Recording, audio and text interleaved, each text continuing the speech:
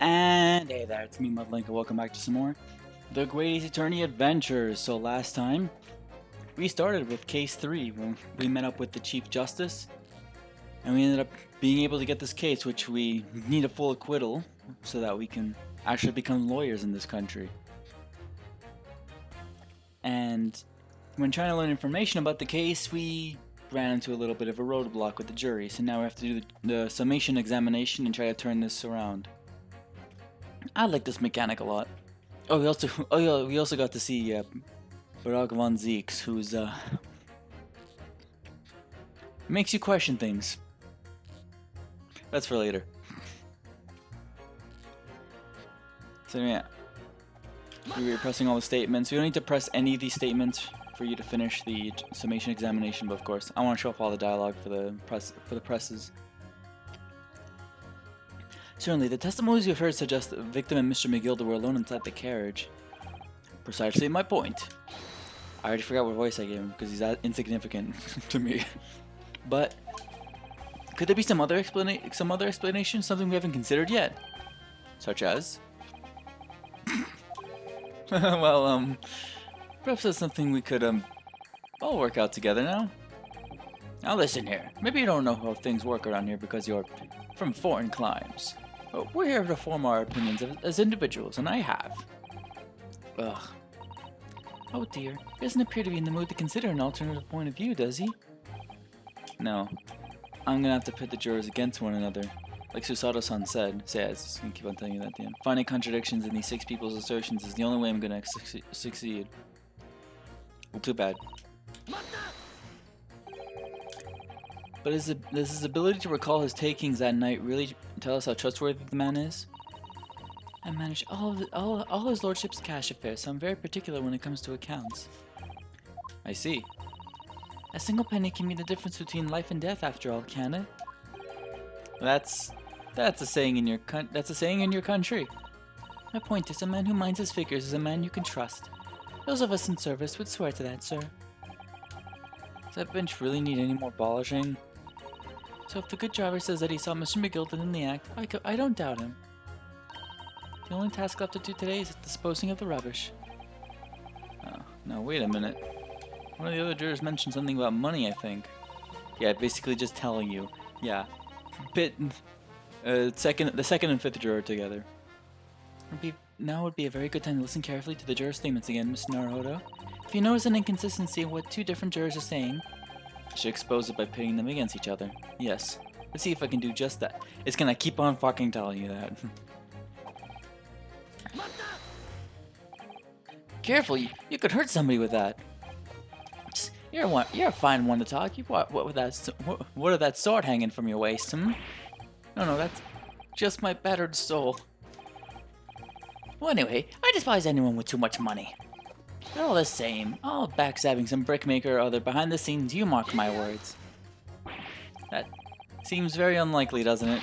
Are you mad, man? We know that small shorty's a rotten Shylock. Well, yes, that does seem to be the case, but... Mr. Naruto, please, be careful what you say. If he's been trying to squeeze money out of us, less fortunate. And as far as I'm concerned, he's as guilty as sin. The man can hang. Come to think of it. Yeah, well, the jurors have something to say about the defense underhand activities. Could have something. Yeah, blah blah blah. Yeah.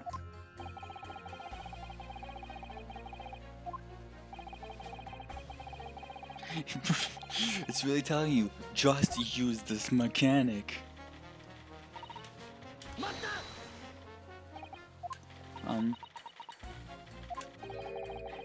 What have you been doing all this time? What have you been doing all this time? There. I should have thought it was obvious. I'm recording everything that takes place as part of these proceedings. And what have you learned from that?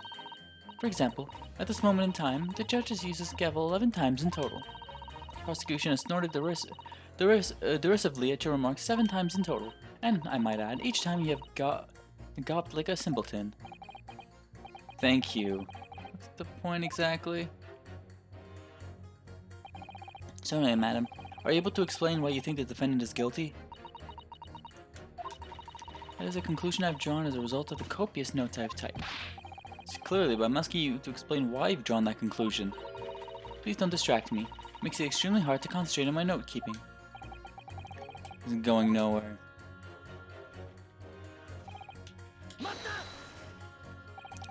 That's how much it costs to take the omnibus? That's right. As a guild master, I decided to set up a policy for all drivers across the city. One fare, no matter which bus you take or how far you're going. We have to compete with the rise of the motor car, you see. Us coachmen have to make a stand together. Motor cars, you say? Yes. And this murder on one of our buses is extremely damaging to our cause. It's beyond the pale. It'll lead to a decline in passengers, you mark my words, and it's not that rascal's fault. He has to pay. It's the crimer's buses he's more worried about. Anyway, every member of my guild is reliable and trustworthy. So if the driver says he saw him do it, that fellow in the docks is as guilty as sin. Dad, I remember how to do her voice at least. I really think you should stop waving that needle around. You heard what the good coachman said before, didn't you? That hideous man said the poor fellow. Just like this. Yes, that is what he said, you're right. McGilded Park is such a lovely little place, too. I've always enjoyed resting my legs there while I get on with my knitting. And I thought that anyone who donated such a delightful place must be a fine fellow indeed. I suppose I was wrong. Oh, seeing her sad like that sucks. Seeing an old people sad is weird, and it just looks sad. Whoever would have thought he was a miserable, murdering moneylender with not a scrap of remorse? Oh help! She's as sure can be that he's guilty now. The old lady certainly seems to know her mind, doesn't she? So we just need to find two jurors with contradictory statements and pit them against each other. Which is so much easier said than done. Is that perhaps what you were just thinking? Yeah, that's the line. How'd you know? Well, I took the liberty of doing some research in case you happen to find yourself in such a situation. Shall I read you what I found out? It's a little long, I'm afraid.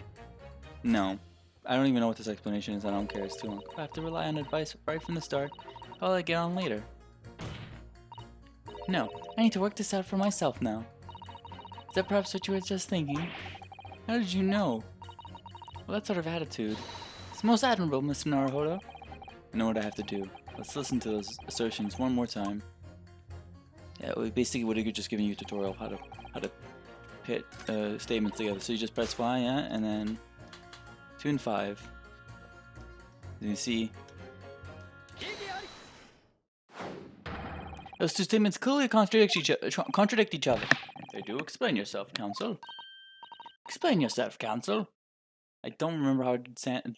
British man. British. Me? Oh dear, what have I said? I swear on several places, main and name. I haven't the first idea what you're talking about. According to the group testimony we've heard so far, there were 4 passengers on the omnibus on the night in question. And according to the coachman, Mr. Beppo, he took 20 pence in fares. Quite right. I have those precise details typed neatly here in front of me. And juror number 5 also told us the following. The fare for the omnibus is always 4 pence. That it is a fair and convenient single price, just the way London's carriages should be operated. But it doesn't add up at all. In fact, it leaves a glaring discrepancy in the facts. Why, man, why? 4 passengers paying 4 pence each. If you do the multiplication... it would be 16 pence. Exactly, as I said, it doesn't add up. The figures are different, by 4 pence in fact. Or precisely 1 person's fare. 1 person's fare?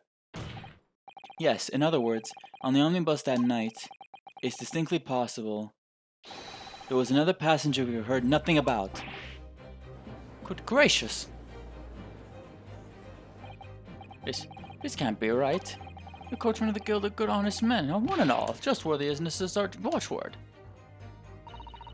Because your coachman claims most certainly do not add up. Your watchword, good sir, is a fallacy. It's a fallacy. I beg your pardon? Mr. Guildmaster, I think you ought to consider that if this trial were to end now, the news will surely spread all over London. The news that one of your coachmen tried to hide the fact that he lets nefarious characters ride his omnibus. Alright then, how do I make it so this miserable trial doesn't end, Well, according to my book here, you simply launch a ball of fire onto the innocent side of a set of scales. Now hold your horses there, coachman. We're all in agreement. Why do you have to go and... Wait till I get my hands on you, Beppo. I'm already losing his voice. Holy fuck. So many goddamn voices. This is really gonna test my voice acting work. Oh, this is all very irritating. Begging your pardon, sir. I'm going to do the same.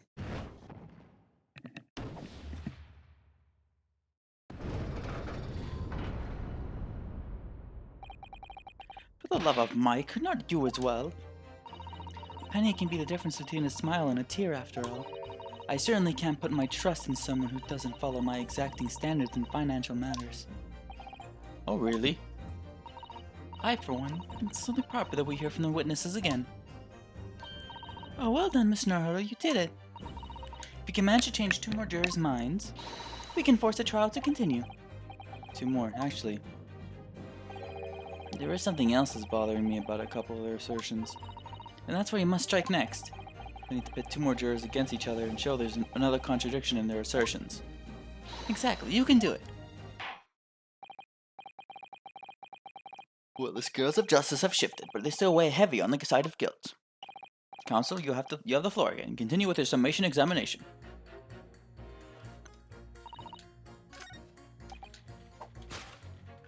And it's 3 and 6. Those 2 statements are completely contradictory. What? Explain, counsel, post haste. Oh dear, Ymir, I was only knitting a jumper for my other half. What is all this claptrap? What does contradictory even mean, I ask you? We've heard from more than one witness that they allegedly saw the actual moment when the defendant stabbed the victim. Now, out of curiosity, juror number 3. What? Can't you see that I'm busy here? How would you say the defendant stabbed the victim? What sort of motion was it? Huh. Want to test me, do you? It was like this. Stuck the fellow next to him without even getting up. Just like the prim banker said. Yes, that was Mr. Foulplay's testimony. Quite true. Now then, juror number 6. Oh, is that me, is it? What can I do for you, young man? How would you say the defendant stabbed the victim, madam? Oh, well, dear, as far as I understand it, it was like this. He stabbed the poor man after he collapsed on the floor. The coachman said so. Now don't move. Take a look at these 2 jurors. He stuck the fellow next to him without even getting up. And he stabbed the poor man after he'd collapsed on the floor. Well, I never. They're stabbing in totally different directions. What? Bless my stitches, what a muddle. What this tells us is that there's a strong possibility one of the witnesses isn't telling the truth. Oh? But why? Why the dickens would they lie? I don't know that yet. But what I do know... Hang on, just adjust the mic a little bit. Is that if the trial ends at this point, we may never find out. We may never know the real truth. Ladies and gentlemen of the jury, can you really let that happen in all good conscience? Lies, you say? Oh, dearie me. I can't abide people telling lies.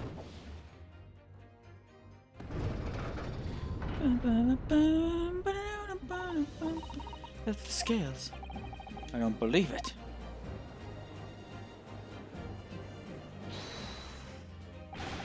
Wait! Now hear this, my fellow jurors. I warn you, you cannot listen to this man. Look at him in his black suit. He's clearly some devious Eastern sorcerer using magic on us all. I missed when he, like, yellow magic. I think that was the line he said. Something like yellow magic.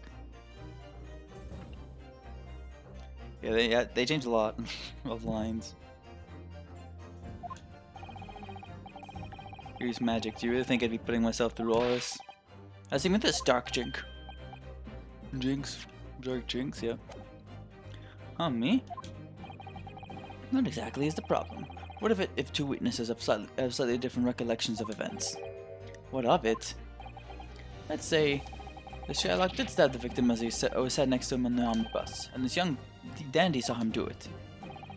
Now let's say the victim collapsed on the floor, and then the Sherlock stabbed him again, and this old lady saw him do it. Well, what's it to say it didn't happen like that, hmm? What are you calling a dandy, sir? Why, I should take this knife to you. What are you calling old? Why, I should take this needle to you. Oh, they're ready to kill each other now. But could the foreman of the jury be right? Did the two witnesses see two different moments of the same crime?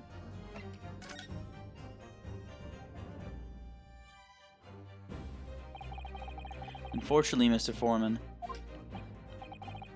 What is it, you dark jinx? Go on, out with it. What you're suggesting is impossible. It's out of the question. What? What are you talking about, man? How could you possibly say that? You do realize that I'm only doing my job. As foreman of the jury, I have a responsibility to steer everyone in the right direction. So where's your evidence, man? That's what we want to see. I say the two witnesses saw two different moments of the same crime. If you say that's out of the question, show me some proof. It looks like the only way I'm going to convince him is to present him with something he can't dismiss. Some irrefutable, hard evidence. As you wish. What? I'll give you the proof. It's out of the question that the two witnesses saw two different moments of the same crime is proven by... This is the victim's autopsy report. According to what's written here, Mr. Mason was stabbed in the abdomen only once. Eh? Only once? It's quite simple. The victim was stabbed precisely one time.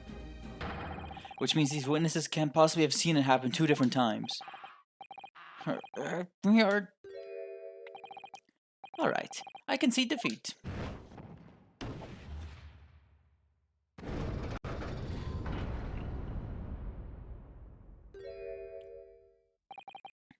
Wait, that means all the four jurors are now leading to not guilty. We've done it, Mr. Naruhodo. We've won. What are you playing at, you dandy fool? Shut your trap, sir. No one deceives me. We had a consensus. I said shut your trap. I know a liar when I see one. If the chap ever dares to cross the threshold of my shop, I'll take this razor-sharp blade and shave every last hair off his head. Please tell me he's a barber. Well, I'm in quite a remarkable turn of events. The defense examination has flipped the balance of the scales of justice. The jurors now stand at 2 for guilty and 4 for not guilty. Accordingly, there is no longer a large enough majority among the jury for me to adjudicate. The trial must continue. I hereby ask the defense, prosecution, and witnesses to return to their places, and I call upon all of you to continue to pursue the truth.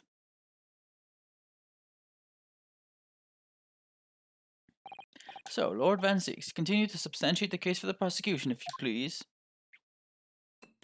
Ah.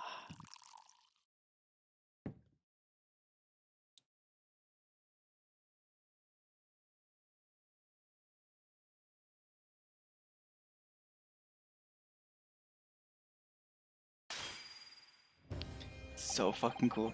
Having savored the rich aroma of the carmine contents of this hallowed chalice, it may seem crash to crush it to dust. Pray forgive the discourtesy. Lord Van Zieks? Or is it cold near, or is it just me? As your antiquated tome no doubt says, the prosecution may not speak during a summation examination. So I honor the deathly silence and listen to the charade. It seems I overestimated the intelligence of the jury. Well, no matter. There was nothing so hard to prove as a self-evident truth, it would seem. No, and why else would we grace the courtroom with our presence after all? So, let us proceed to the next round of battle. There goes the cape! Oh, it's so fucking cool! Bring forth the witnesses once more! Yeah, was that the voice I gave him? Witnesses, I trust you heard the summation examination we have just had to endure. Hang on. Alright, I'm back. Oh, yes, sir. That I did, sir. Of course I heard it. Oh, yes, sir. I heard it. You, sir, on the end, the coachman. I believe it's Beppo. I believe it's Beppo. Yes, sir, my lord, sir. It transpires that in your previous testimony, you were attempting to veil the presence of a fifth passenger on your omnibus. You will be found guilty of perjury. You are advised to bear that in mind, sir. Oh mio Dio.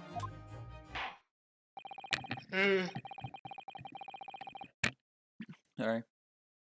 Now then, witnesses, I hereby call you to testify before the court again. You will explain the various misgivings brought to our attention by the defense's summation examination.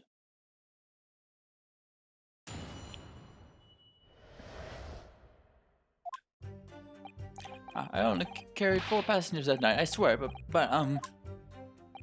well, I for one was told I had to pay 5 pence for the bus. He filled us on the fare, he did. And then I saw that blood-curdling sight as well. It's all too much. I tell you, I saw McGill stabbing that man. Everything I said before stands. I don't even remember if that's the voice I gave him. I can't fucking remember. Oh yes, he stabbed him. Yes, he did. I think so, yes.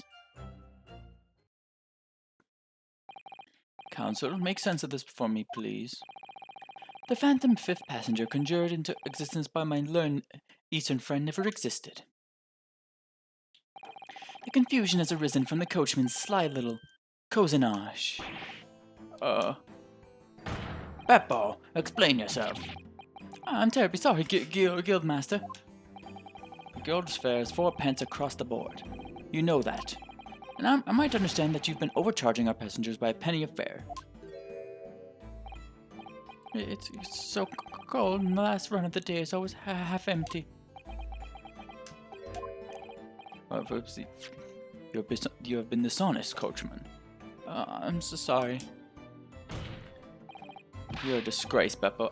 A disgrace. Your selfish actions have brought dishonor on the entire guild. If I may, sir, I had to pay 10 pence on the bus just last week. What? 4 passengers at 5 pence each is, yes, 20 pence. I've done the arithmetic 10 times already, but I just can't make the result come out differently. Now that figures. Well, it would appear that one of the aforementioned misgivings has already been explained. So, counsel for the defense, your cross-examination, if you please. We've already had the pleasure of a protracted summation examination today. I see you intend to continue the parlor games. Absolutely. Don't agree with him. Oh, look how cool he looks. Sorry, I'm just gonna be gushing about Van Zieks the entire game, and even the second game too. So, for this one, you have to press the fifth statement, but of course, press all of them, and I'll eventually make it to the 5th statement. So, there are only 4 passengers on your carriage, but you didn't charge them the standard 4 pence fare. Is that right? It's impossible to make the last run of the day but pay. I was so cold. It was all I could do to stop myself from passing out. Sorry, getting chilblains just listening to you. It was such terrible. So I wanted to give myself a pat on the back for keeping the omnibus running. Doesn't a dedicated coachman deserve an extra penny per passenger? You're digging a deeper hole for yourself here.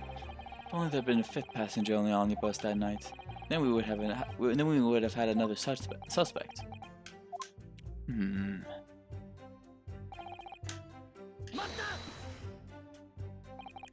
Does that mean everyone on board that night paid 5 pence instead of 4? Well, I paid 5 pence too, sir. I just told you that I did. A flat fare of 5 pence across the board. It's not something to be proud of. The so-called discrepancy my learned friend identified was nothing of the sort. Much like the phantom killer you so desperately needed, it's gone, dead and buried. I'd been happy if it had ever existed in the first place.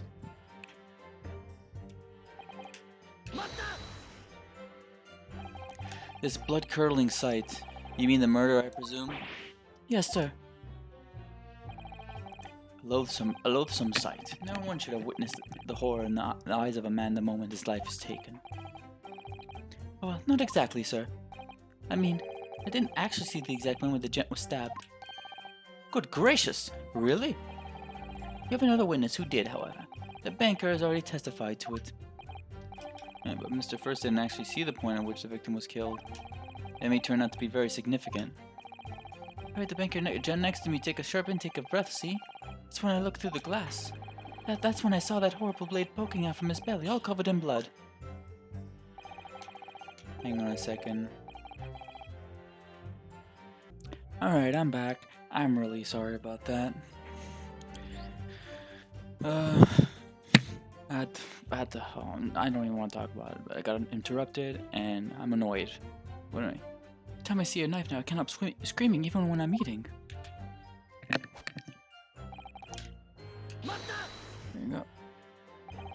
So you saw the defendant, Mr. McGilda, stabbing the victim, Mr. Mason, who was sitting next to him. That's what I said, isn't it? It was bothering me before, but this was. For just a brief moment, he hesitated before answering the question. Anyway, there's only the two of them inside the carriage, wasn't there? I'm already losing the fucking voice. I'm sorry, I'm pissed off. Still. There's been much talk of a fifth passenger, but as of yet, zero evidence. And what are we wasting all this time for, eh? It's black and white. The man's guilty. Something about Mr. Fairplay's testimony just jars with me. Wish I could work out what it was. And here's first the statement. Earlier, you testified that you saw the moment when the defendant allegedly stabbed the victim, didn't you? Oh yes, that's right. You said that the victim was on the floor and described the assailant holding a knife in an ice pick grip. I suppose I might have, yes, put the cart before the horse, maybe. What's this? Well, I'm quite sure about most of it. I was driving the horses when I heard a scream from the seat on the roof deck. I expected that was me, sir. When I turned around, yes, I saw it through the skylight. The gentleman was on the floor and the knife was sticking up out of his midriff. That's right, yes, and the fellow holding the handle was the famous man, yes. So in short, you didn't see the moment when the victim was actually stabbed at all.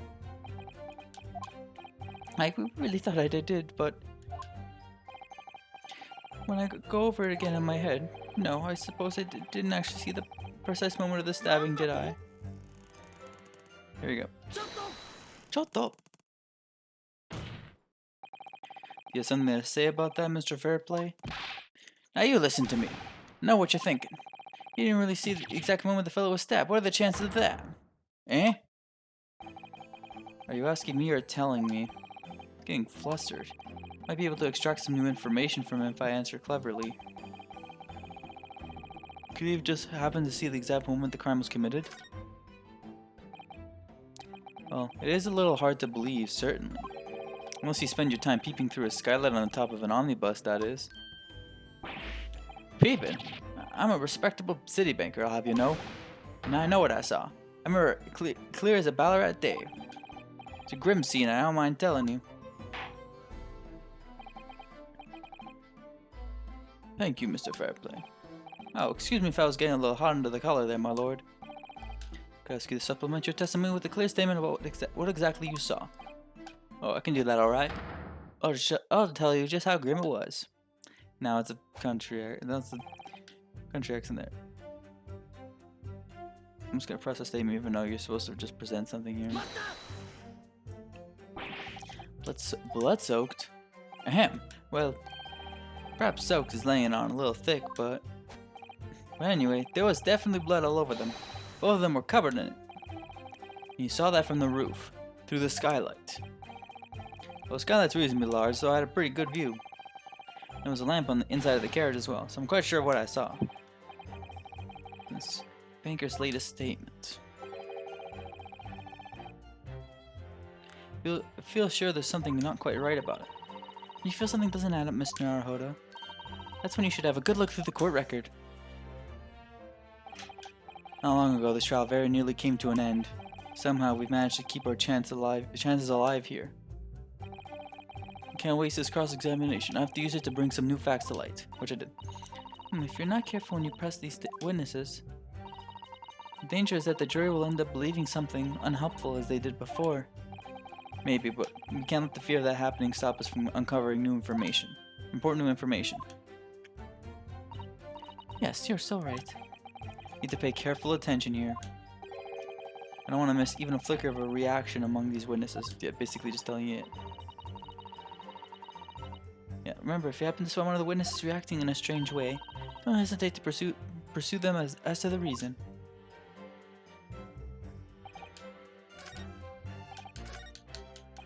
Now you go all the way. The last statement.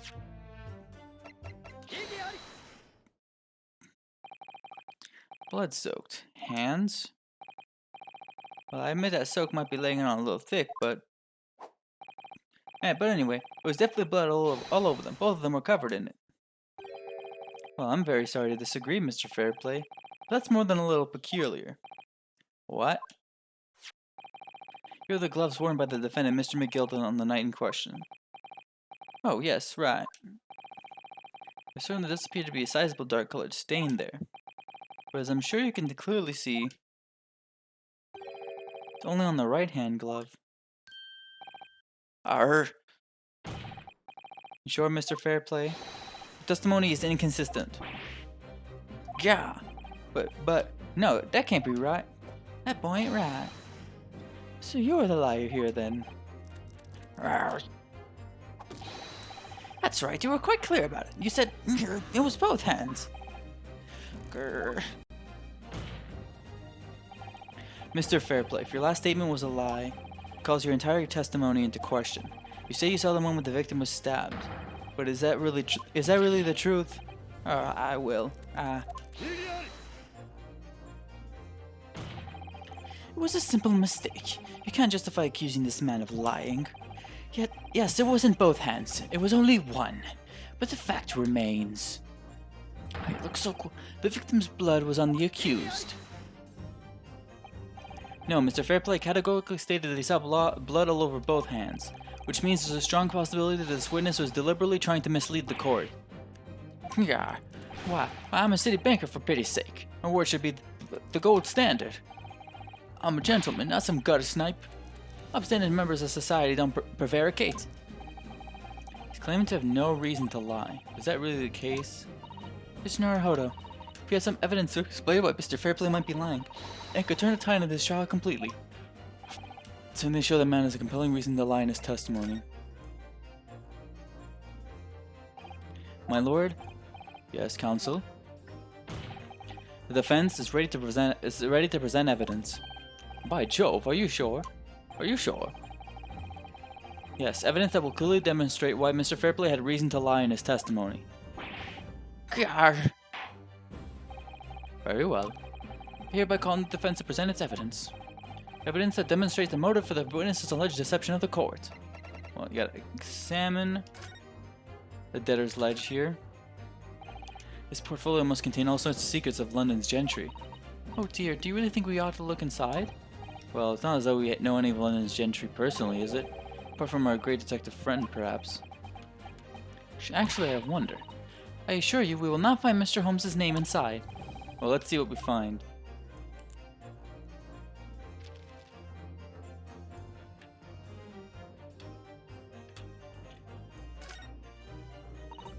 Gosh, it's crammed full of gentlemen's names, isn't it? Well, I suppose they're probably not all gentlemen at all, are they? After all, not everyone in this country is well off. Ah, goodness! What is it? Look at this. Do you see the name here? Bruce Fairplay. Should that mean something to me? It does sound strangely familiar, actually. Bruce Fairplay, the witness testifying at this very moment. Oh yes, of course, the banker. Why is his name in here? Oh, he borrowed 20 guineas, did he? And look, the repayment date is fast approaching. It's possible that this is just a coincidence, of course, but this could be very useful information. You can examine this earlier on and get this information earlier. I decided to just do it here.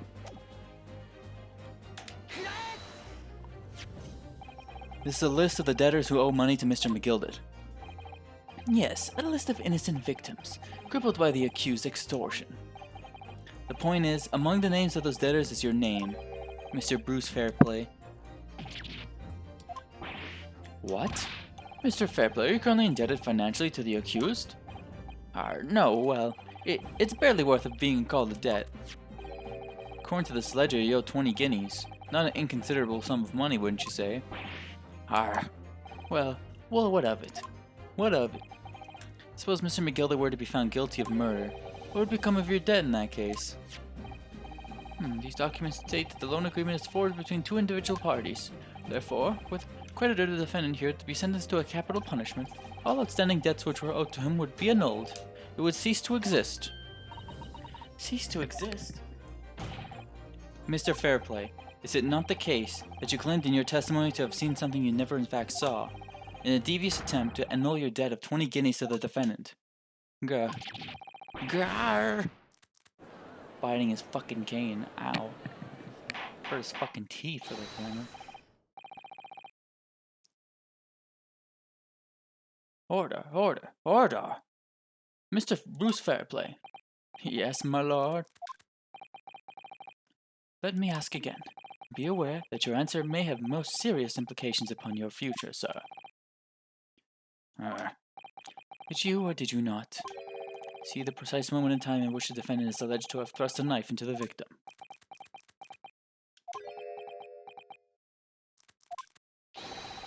Your silence speaks volumes. You did not tell the truth in your testimony. Alright, now let's not make a melodrama out of this. Perhaps I did overstate the truth a pinch. A pinch? But it makes no difference. I definitely remember seeing blood on McGilder's hands, both of them. And yet only one of the defendant's gloves, which we have here as evidence, is stained. Grr. So you keep saying. I wonder if I might be allowed to speak, sir. Go ahead, Mr. First. Well, the thing is, I think I remember seeing it myself as it happens. Seeing what? The blood, sir, on the assailant's hands. I think, yes. I'm almost sure that it was on both of his hands, not just one. What? What?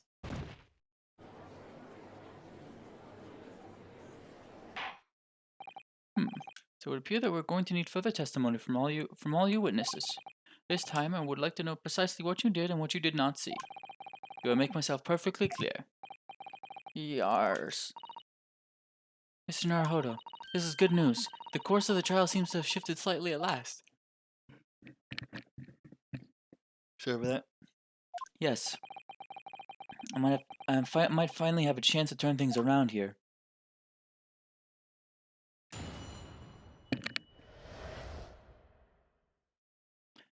What the witnesses really saw. There's blood on both hands of the assailant. I sincerely and distinctly remember that. However, I suppose you might say that I didn't see the exact moment of the stabbing transpired, if that matters. I remember seeing the knife, and I remember seeing both of the attacker's hands with blood on them. I didn't actually see anything myself, no, not until I heard that scream. Anyway, the fact remains. There can't have been anyone else inside that carriage, or we all would have seen.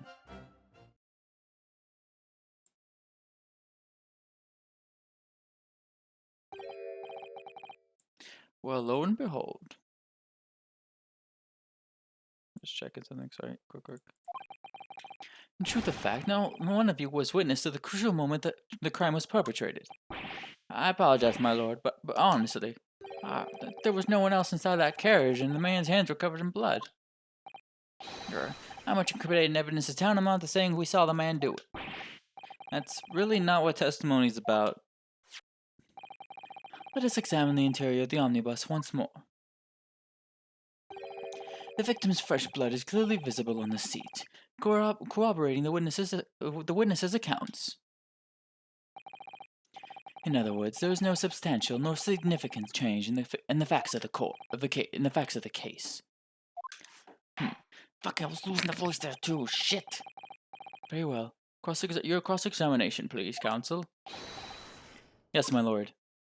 And here you just press every statement anyway, so.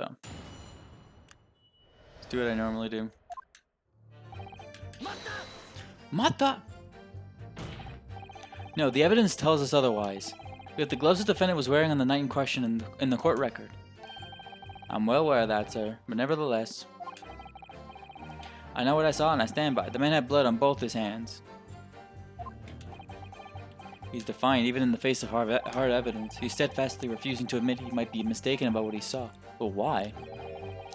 Your reasoning is dire.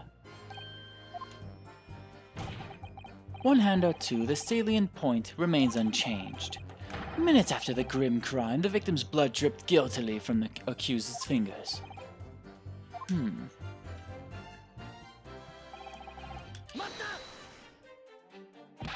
Don't try to downplay this. Whether or not you saw the exact moment of the crime, it's a matter of fundamental importance as well you know. But for crying out loud, we all know that no one else could possibly have done it. I was just trying to save us all some time. You have a loan of 20 guineas outstanding with the defendant, do you not? Had you hoped to release yourself from that financial burden by ensuring the defendant was found guilty? Well, that's not what I was hoping for. I just lost a little guinea or 10 when I backed the wrong horse in the derby, that's all. I was gonna win it all back. There's a fixture this weekend, that's a sure thing. A little guinea or 10? I'm a banker. No one bets tonight if I borrow a little spending money for the weekend. I think you may have revealed rather more about your character than you bargained for, sir. This witness's scruples are not on trial here. Proceed to the next witness. Is that really how it's supposed to work?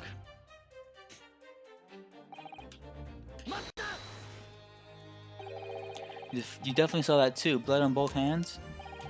Yes, sir. I mean, I know what you're going to say. Only one of Mr. McGilda's gloves has any signs of blood on it. That's right. That's right. I can't fucking... Oh my god, I'm losing the voices. Thing is, as far as I remember, sir, when I looked down and saw Mr. McGilda sitting beside the other fellow, I don't believe he was wearing any gloves, sir. He wasn't wearing these gloves? That's correct, sir. And I saw the blood on both his bare hands quite clearly. Sorry. Sure that the dark colored stain on the dark leather gloves wouldn't have been easy to see. I should point out, the police officer who apprehended the accused on the night in question reported that there was no trace of blood on Mr. McGilda's gloved hands. There wasn't blood on his hands? This is puzzling indeed. This must be significant somehow, I'm sure of it.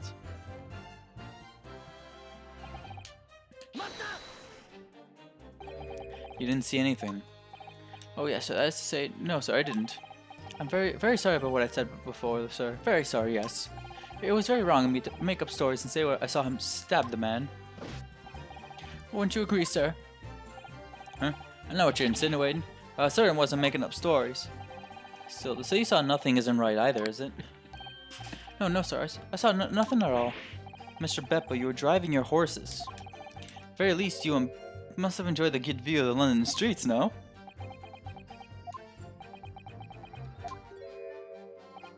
Oh, please. You didn't even see that? It was so cold that night. You see, it was all I could keep from passing out, sir. And my head was fairly frozen solid. Sorry to say, sir. It would seem prudent to avoid travel on the last omnibus service of London's cold winter nights. Beppo? Alright. Anyway, the fact remains. If it couldn't have been anyone else inside that carriage, or we all would have seen. And everything you saw of the incident was through the skylight on the roof of the omnibus. That's right. It was fiercely cold that night, but the glass wasn't frosted over. Oh yes, I remember I was shivering, it was so bitter. Which rather begs the question of why the pair of you were sitting on the roof deck in the first place.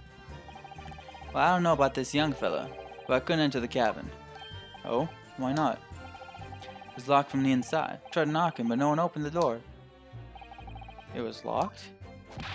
That's right, and it was a public bus service for pity's sake. That's not what I call fair play. Yes, I had exactly the same experience. I tried knocking, but the gent inside just gestured at me to clear off. So I had no choice but to climb up the roof deck and look down longingly into the warm cabin below. I can assure you I wasn't just looking down, I was glaring, long and hard. That's precisely why I can tell you with absolute confidence that if there was anyone else at all in that cabin, I would have noticed. Unequivocal, I would say. Unequivocal, I would say. I'm losing the voice, I'm not sure about these two witnesses. Could they really have seen everything inside the cabin through the skylight? Allow me to confirm one thing, Mr. Fairplay. You were riding this omnibus and witnessed the events in the cabin through the skylight in the floor of the upper deck. Is that right? That's right, yes. In that case, there's a portion of the cabin interior that would have been out of sight from you. What? By golly, really? Obviously, at this stage, we can't say for sure. But the possibility cannot be denied that at the time of the incident, there could have been another passenger in the enclosed cabin on the omnibus. Higiari. Higiari. Enough hypothetical meandering, my Nipponese friend. The prosecution demands that you substantiate your claims. After all, the scene of the crime is here in the flesh. Very well, uphold the prosecution's demand. Identify the earliest cross-sectional plan of the omnibus. Where exactly in the omnibus are you suggesting this potential extra passenger could have situated?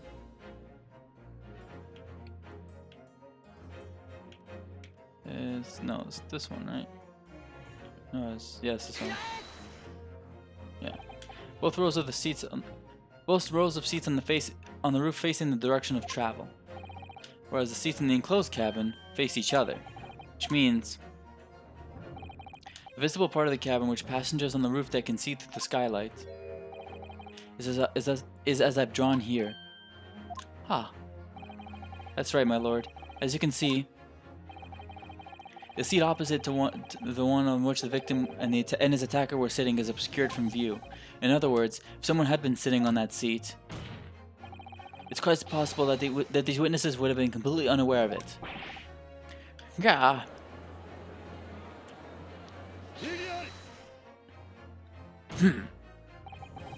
It's quite possible some phantom was sitting there. You Nipponese have a forbidding habit of obscuring the truth with ambiguity.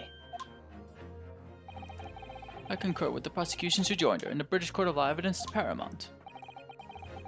I cannot entertain this conjecture, counsel. That is, unless you're able to put a name to this mysterious passenger to whom you allude. Can you, Mr. Naruhodo? I honestly don't know. Who could it have been? Who could have been in the other seat, which was out of sight from the witnesses on the roof deck? Either one doesn't matter. Ugh, I have literally no idea. But as a proud citizen of the Japanese Empire, you will look to the sky and walk on, just making sure all of the signs of tears are gone. Go on. This isn't just a case of going on, Misusado, whatever. Alright then, I'll go on. The defense would like to put forward a name. You are a fool. A response to the desperate attempt by a man who has no notion of his own limitations. A toast to hard lessons not yet learned. There's not delay, counsel. The defense is still to name the passenger in the other seat. This could be it. This could be the chance I've been waiting for to turn the trial in my favor. On that night, on the night of the murder, the person occupying the seat in the omnibus cabin that was obscured from view was... Yep. The passenger in the enclosed cabin that the witnesses on the roof deck failed to see has to have been Mr. Magnus McGilded. Mr. McGilded? What are you talking about, counsel? That's the name of the defendant.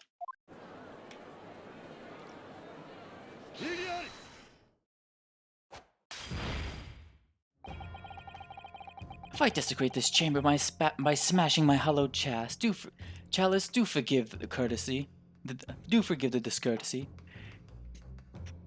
Become chalice. No, he's too sophisticated for that.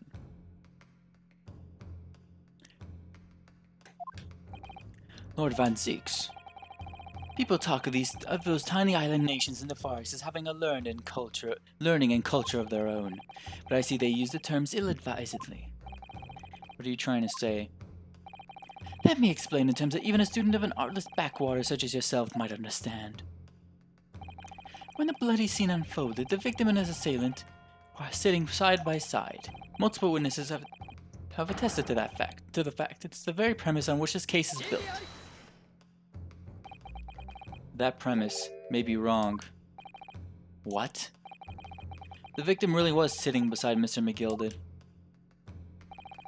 It creates an inconsistency that can't be reconciled in any way. What inconsistency, counsel? Defendant's gloves, my lord. Both witnesses made the same testimony. They claimed that there was blood on both hands of the person sitting next to the victim. Yet we know the truth to be otherwise. Only one glove bears the gory remains. The point is, even in the face of this irrefutable evidence, both witnesses have maintained their stance. Yes, their testimony remains unchanged. Exactly. They both adamantly swear that they clearly remember seeing blood on both hands of the assailant. In short, their memory of events is correct, and their testimony reveals the truth. There's somebody else sitting beside the victim that night, a third party we have yet to identify. The victim's blood was on that passenger's hands, both of them. And who is this third party? Obviously, the true culprit. Extraordinary. Order. What exactly are you postulating? The defense's postulation is just that, nothing more than conjecture. The witnesses have clearly stated that they saw the accused. But when elaborating on his testimony, Mr. Foulplay said the two of them were wearing hats, and I couldn't exactly make out their faces. Yes. The tops of their heads were obscured by the roof. I couldn't see the rest of them, though. Why are you losing that fucking voice? Shit dicks. Yes, that's right. Both gents were most certainly hatted.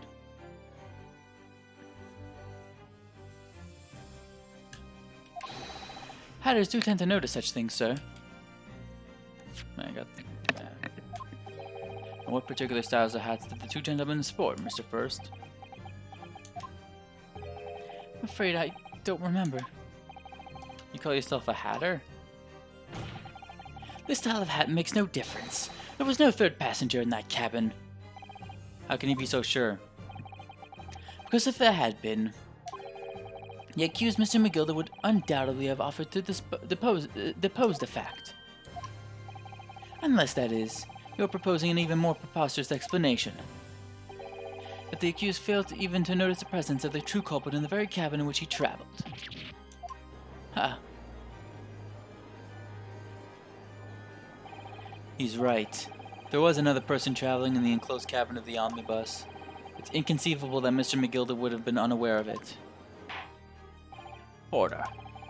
There's clearly a simple solution to this problem.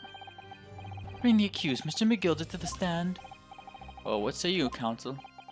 The prosecution objects, my lord. On what grounds? As a suspect, he will have already made a full statement to the police. But what if there's some reason why he's unable to speak freely? Magnus McGilder is no uneducated ruffian.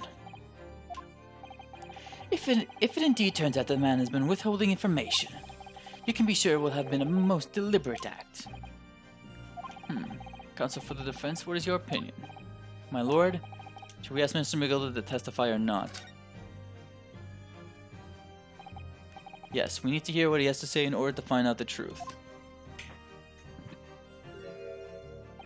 The defense would like to call Mr. McGilder to the stand.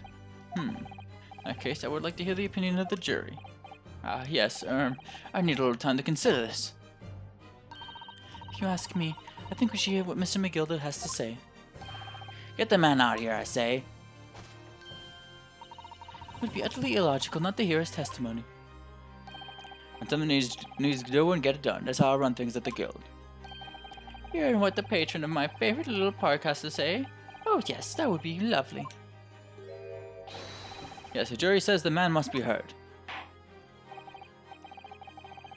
Very well, the court will hear the defendant's testimony. Bailiff, show the defendant to the stand at once.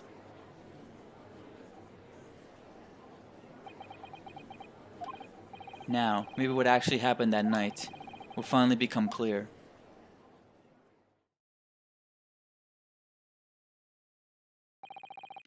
The proceedings be resumed. Mr. McGilded, have you been listening to the discourse of the day? To be sure I have, my lord. To be sure I have, my lord. There are now two matters on which the court desires to hear from you. The first is whether or not there was a third party with you in the omnibus cabin as proposed by the defense. The second, that if such a person was indeed present, why did you conceal that fact from the police? Begad, no, just not in my nature to hide anything at all. Just answer the questions, please. The truth of the matter is, I've been desperate about this all along. Do I tell you all, or keep my mouth shut? Tell us what, Mr. McGilded. The fine fellow representing me is absolutely right. In the carriage on the night with myself and the other man, there was another passenger. It's true? Aye, and 'twas me who helped the little urchin get away after it all happened. You... what?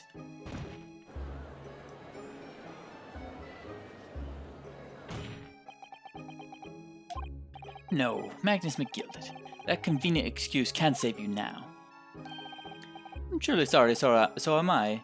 So I am, Lord Van Zeeks. I'm sure you'll be wanting to hear... You'll be wanting to know why I said nothing when I was taken in by the police. I really can't do a fucking accent like that. I do be having a very good reason, I assure you. It's awful. I'm sorry. It's awful. I can't do it, but I'm still doing it. Which was... well, the little child was just in the wrong place at the wrong time, and not anywhere involved, you see. What? If the police had known the wee one was there, they'd have assumed she'd done it. They'd have hauled her into the seared courtroom, just like myself. I was only trying to spare her that. Young hearts and young minds are easily damaged, my lord. So who is this young child of whom you speak? I don't know. You don't know? Aye, well. The wee ting just happened to be in the carriage that night. I never saw her before or since. We have absolutely no reason to believe this man. The prosecution calls for the witness's statements to be disregarded by the court. You know, I wouldn't be surprised. If the urchin isn't here in this courtroom as we speak, listen to the proceedings. What? Ah, smoke! Ah, fire! There's a fire! Look, someone's trying to get away. After them! It's no use. I can't see anything through all this smoke. What is going on? Be careful, Mr. Norhoda. Cover your face. Bailiff, don't let the accused escape. Secure the omnibus. We hereby call an emergency recess. Bailiff, ensure the defendant is in custody and clear the courtroom.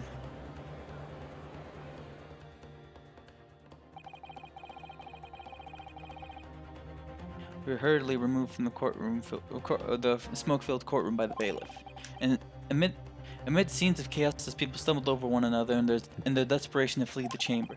We had no idea what was happening. All we knew was that